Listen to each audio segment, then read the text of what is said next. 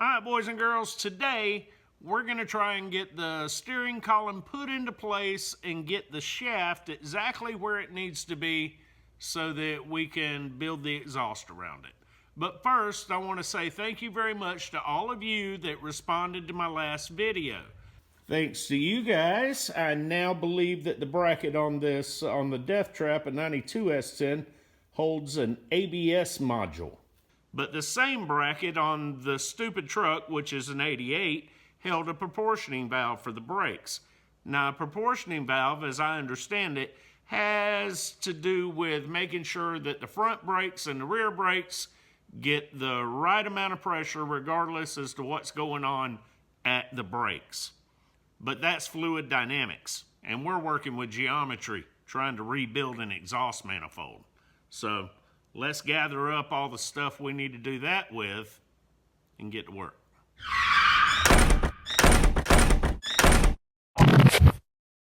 Alright, so I went and found this bad boy in the workshop. I think that's the one that came off this truck. It took me longer to dig it out than it did to find it, but that's the way it works back there. Life of a hoarder. Now we just gotta get it installed down there so that we know that our steering column is, the shaft is in the right spot. All right, first thing we need to do, I guess, is get this bad boy mounted. Good night, that thing's heavy.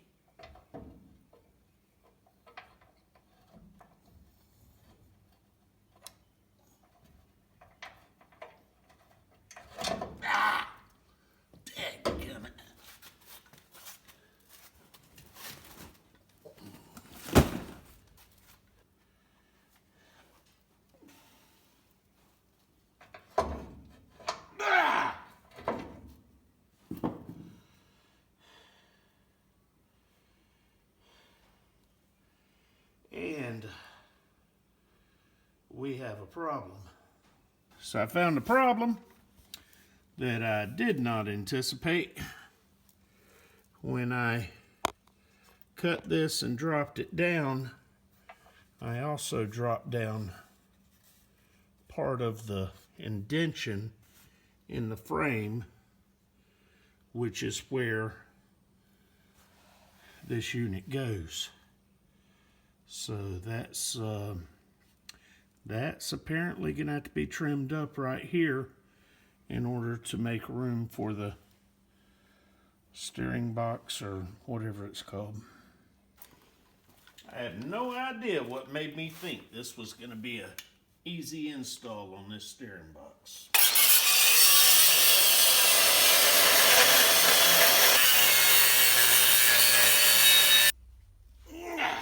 Good night, that's still heavy.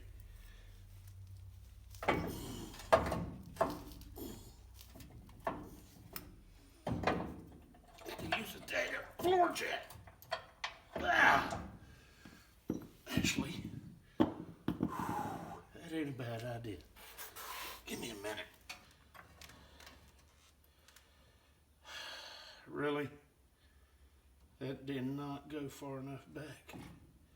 Is that what the problem? Yeah. Let's try it again. Never easy.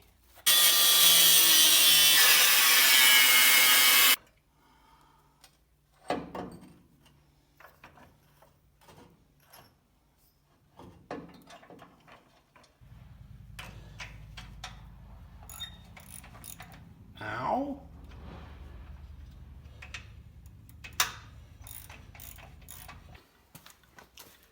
Yeah, I think that would have been fine if I'd have just left that first cut just like it was, because that second, but I didn't have the box twisted to the point that you could tell exactly how far back to go. Too late now.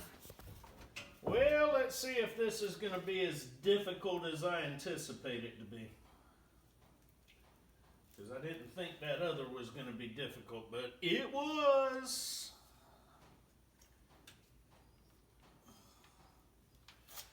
Meanwhile, yesterday, we came come to a grinding halt on this project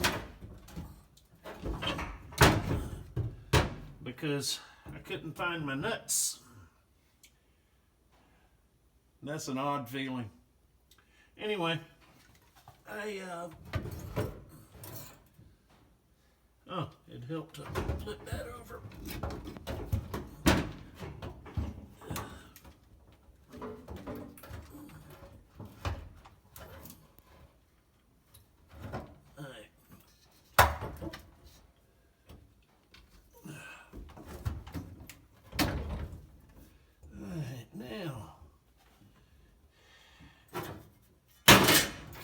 Really?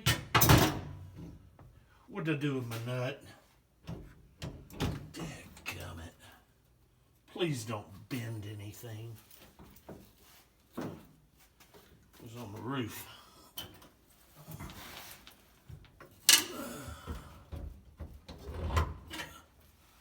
I never did find my nuts, but I did find a castle nut off of a Corvette rear end that loosely fits, and as long as it holds the column up, we're gonna try and roll with it for now. That ain't gonna work at all,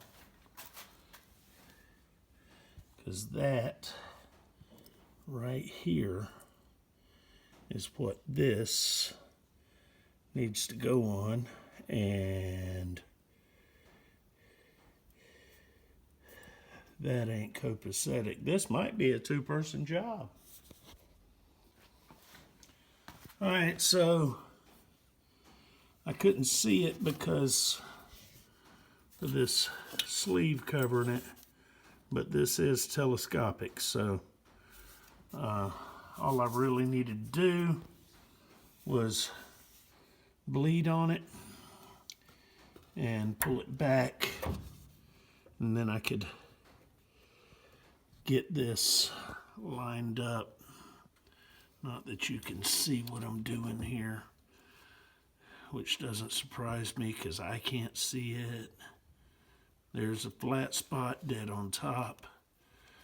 Flat spot is not dead on top here. I wonder if I turn the arm down bottom, if that's gonna, ooh, or if I can turn that arm. I don't know, I gotta go stop this bleeding.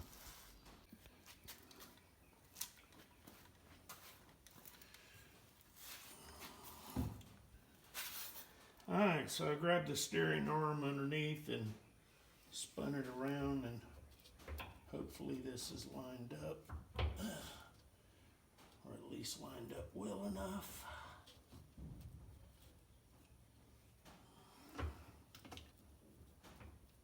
Right down here, lined up good enough. Well, there's my problem. That is not where the flat spot is. The flat spot was on top.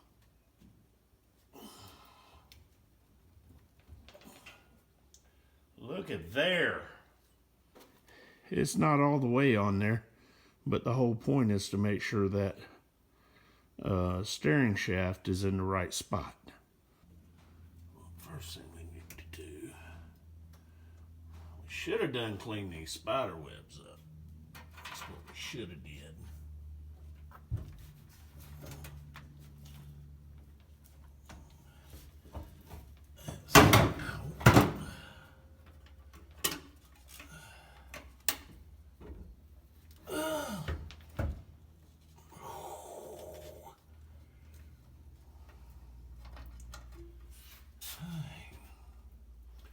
I'm gonna have a pair of bolts on there, a pair of nuts. And I don't have any nuts to fit it. And I don't know what size nuts they are. I don't know if this is gonna work, but we gonna try it.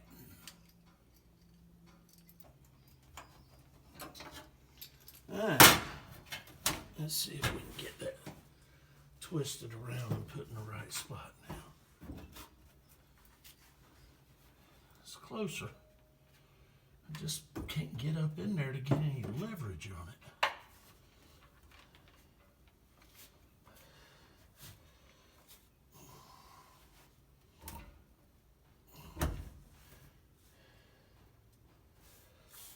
Actually, I need to pick up on the outside.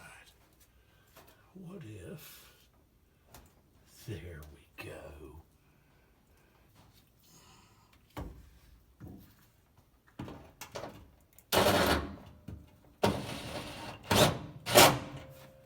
Don't strip it out. There's only 4 bolts holding it to the firewall.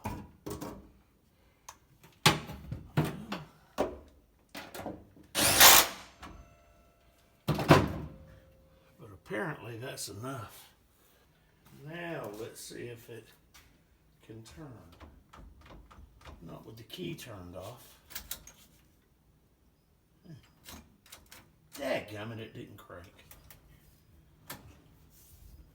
Alright, everything spins freely. Yay! Let's go straight.